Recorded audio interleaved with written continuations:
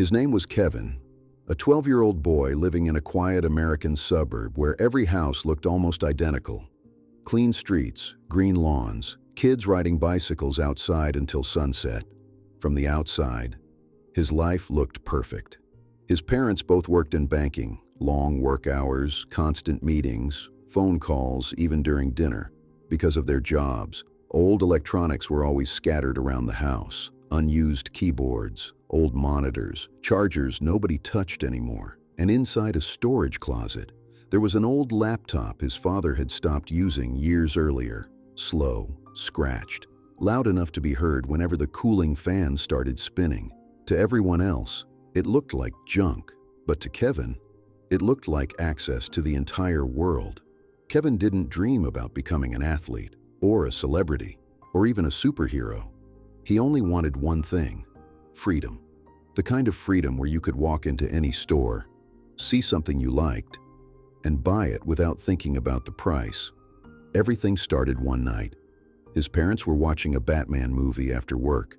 Kevin was walking past the television when he saw the scene. Bruce Wayne stepping out of a black luxury car while everyone around him treated him differently. Respect, attention, power. Kevin stopped walking for a moment. Then one thought stayed trapped inside his head. Money changes everything. That night, while everyone was asleep, Kevin opened the old laptop for the first time. The screen took forever to load. The fan screamed loudly.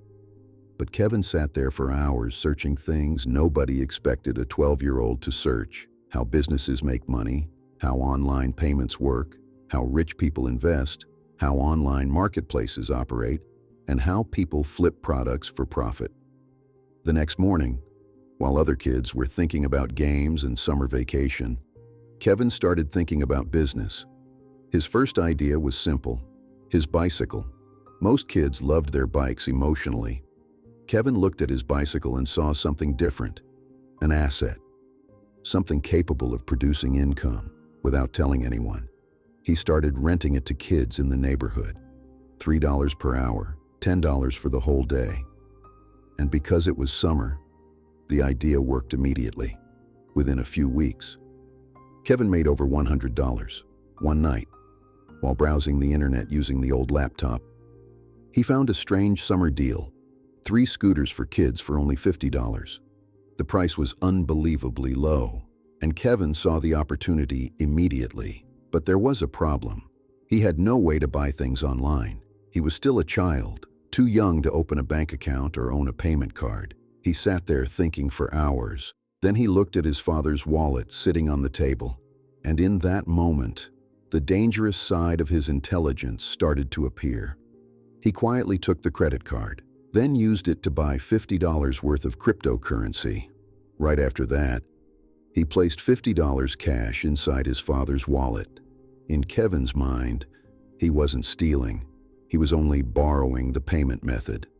The next day, his father noticed the transaction, but assumed it was some forgotten subscription or old app purchase.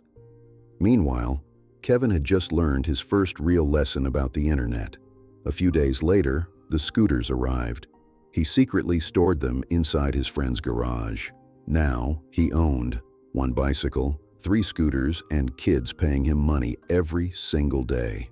But the moment that truly changed everything happened inside a normal supermarket. Kevin was walking through the aisles when he noticed something hanging near the cashier: MasterCard gift cards, prepaid payment cards. They could be bought using cash, then used online without a bank account. Most people bought them for video games, but Kevin stood there staring at them like he had just discovered a secret door. For the first time, he could fully enter the online world without needing a bank or an adult. And from that moment, everything started growing much faster. Kevin entered the world of online reselling. He started buying cheap used products online: gaming consoles, headphones, collectibles, bicycles, and old electronics. He cleaned them carefully, polished them, made them look almost brand new, then sold them for huge profits. And for a while, everything worked perfectly, until the mistake happened. One night, Kevin found a luxury watch listed online. The seller claimed it was rare and worth far more than the asking price. Kevin became obsessed with the idea. He imagined doubling his money, maybe tripling it, and for the first time in his life, he risked almost all his savings on a single deal. Then the truth arrived. The watch wasn't valuable. Nobody serious wanted it, and the market didn't care about it at all. Kevin sat in silence, staring at the screen for hours. Months of work, gone because of one arrogant decision. And for the first time, he realized something painful. Making money was not the same as understanding the market. That loss changed him completely. Kevin disappeared for several months. No more selling, no more risky deals, no more random flipping. Instead, he started studying business models, technology companies, platforms, and why companies like Uber and Airbnb became powerful without owning all the cars or houses themselves. And slowly, Kevin understood the real secret. The people who become truly rich don't sell products, they build systems. And suddenly, Kevin remembered the beginning, the bicycle, the scooters, the rentals. Then one thought entered his mind. What if everyone's bicycles could work for me, not just mine? That idea became his new obsession. Kevin started building a small app using internet tutorials and the old laptop. The concept was simple. People could list their bicycles or scooters for rent. Customers opened the app, found the nearest available ride, paid through the platform, and Kevin took a percentage from every transaction. At first, nobody cared. The app was slow, it looked amateur, and sometimes it crashed completely. But Kevin kept improving it every single night. Then people started using it, then more joined. Students, teenagers, people trying to earn extra money. Within a short time, hundreds of bicycles appeared on the platform, then thousands. Kevin no longer needed to own bicycles himself. Now, everyone was working inside his system, and while bicycles moved across the city, money quietly entered Kevin's account every minute. His parents still had no idea. All they noticed were constant phone calls, non-stop notifications, and a strange confidence slowly appearing in him. But they didn't pressure him too much. They assumed he was simply growing up. They never realized their son was building a real company from inside his bedroom. Years passed, and Kevin still lived in the same house, the same room, sometimes even using the same old laptop. While the app quietly expanded into multiple cities, Kevin managed everything from behind a screen: video meetings, phone calls, digital contracts, investors, developers. Everything happened while he still lived with his parents. He never traveled. He couldn't, partly because he was still too young, and partly because his entire life was secret. Disappearing for days or weeks would create questions he didn't want to answer. So, he built his empire silently from inside his room until he finally turned 18, and only then did his first real trip happen. A massive transportation company wanted an official partnership with his platform. For the first time in his life, Kevin had to enter the real business world himself. And when he walked into the meeting room, he realized something strange. Most of the men inside were twice his age, yet all of them were waiting for his approval. That day, Kevin signed the biggest deal of his life, a contract worth millions. And when he walked out of the building, he stopped for a moment and stared at his reflection in the glass. Then he smiled slightly, not because of the money, but because he finally felt one thing: I actually made it. That night, he returned home. Several black cars stopped outside the house. Men in suits moved around outside. Phones kept ringing non-stop.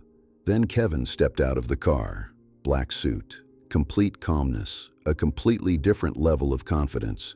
And for 1 second, he looked exactly like the Bruce Wayne scene he saw years earlier. His parents arrived home at almost the same moment and immediately froze. His father slowly asked, "What is going on here?" Kevin simply smiled, then walked inside carrying a thick folder. Contracts, investments, financial reports, ownership papers, and quietly placed them on the table. His father slowly opened the folder. At first, he looked confused. Then his expression completely changed, because every document carried the same name, Kevin. Silence filled the house.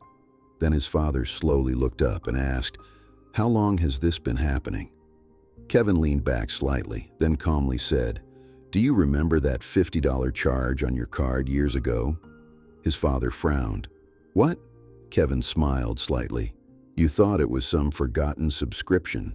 His father's expression changed immediately, but Kevin continued, "Do you remember wondering why I never complained about that old laptop?" His mother slowly looked toward the shelf in the corner. The same old laptop was still sitting there. Kevin looked at it quietly and said, "Slow, loud, overheated all the time." Then he smiled. But to me, it looked like opportunity. Nobody spoke. Then Kevin quietly asked, "Do you remember the Batman movie you were watching that night?" His father stared at him silently. And suddenly, everything connected inside his head. The late nights, the phone calls, the secrecy, the strange confidence. Then Kevin looked directly at him and said, "When I saw Bruce Wayne step out of that car, I realized money wasn't just about buying things." Then, after a short pause, it was about building freedom. Complete silence filled the house. Then Kevin pushed the contracts closer toward his father and said, "The bicycle was never just a bicycle." His father sat there speechless, trying to process the fact that while they believed their son was wasting time online, he had secretly built an empire from inside his bedroom using an old discarded laptop. Finally, his father quietly asked, "Why didn't you tell us?" Kevin smiled calmly, then answered, "Because if you asked a 12-year-old whether he could build a company, everyone would tell him he was too young." Then he looked down at the contracts on the table and slowly raised his eyes back toward them. "So I decided I'd come back when there was nothing left to doubt."